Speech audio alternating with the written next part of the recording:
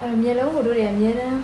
ဒီမကက်ခင်ပါလေဖွင့်ကြည့်ခိုင်းလိုက်တော့သူ့ရဲ့ area ဆိုတော့ဆိုရင်အကြီးတက်ရမှာလားအသေးတက်ရမှာလားဆိုပြီးချာကြည့်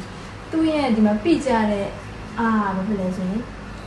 အများကြီးပဲဖြစ်နေပြကြနေအများကြီးတယ်ပြလိုက်ဒီမျက်ရည်အတွင်းမှာပဲသူ့ရဲ့မျက်ရည်တွေကိုထားမယ်ဒီမျက်ရည်ရဲ့အပေါ်ကိုတွားပြီးတော့မကတ်ဘူးဟုတ်တယ်နော်ဒီမှာပဲသူတို့ရဲ့ဘက်ကပ်ဖြစ်နေခွာမယ်တိုးလိုက်မယ်နော်ဒီလိုဖြစ်မယ်ပြီးရင်ဒီမှာဒီမျက်ရည်ကိုမကြောနဲ့ဆိုတာကဒီအတွင်းထဲမှာပဲသူ့ရဲ့မျက်ရည်ကရှိနေရအကယ်၍ဒီအတွင်းထဲမှာမရှိဘဲနဲ့အပေါ်တက်တယ်ဆိုရင်မျက်ရည်ကြီးကရှေ့မှာပဲကြီးပြီးတော့နောက်ကပို့ပြီးတော့ပဲဆိုရင်အငိုက်ပဲဖြစ်နေခေါ်လေးဘာလုပ်မလဲ6ပြီးဆိုတော့မတို့တွေကဖွင့်ခိုင်းဖွင့်ကြည့်မယ်ဒီနားလေးမှာအများစုရှိရဖြစ်တယ်အိမ်မှာရိုးတွေကကလိုက်မယ်နော်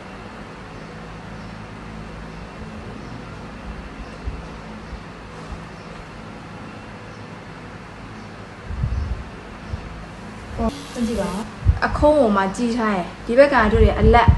အခုံးအသေးနဲ့လှုပ်ထားတော့ဒီဘက်နဲ့ဒီဘက်ဆိုဘယ်ဘက်ကပို့ပြီးတော့အဆင်ပြေလဲသွားတဲ့အချက်ဒီဘက်ကပို့ပြီးတော့ဘာဖြစ်သွားလဲလှ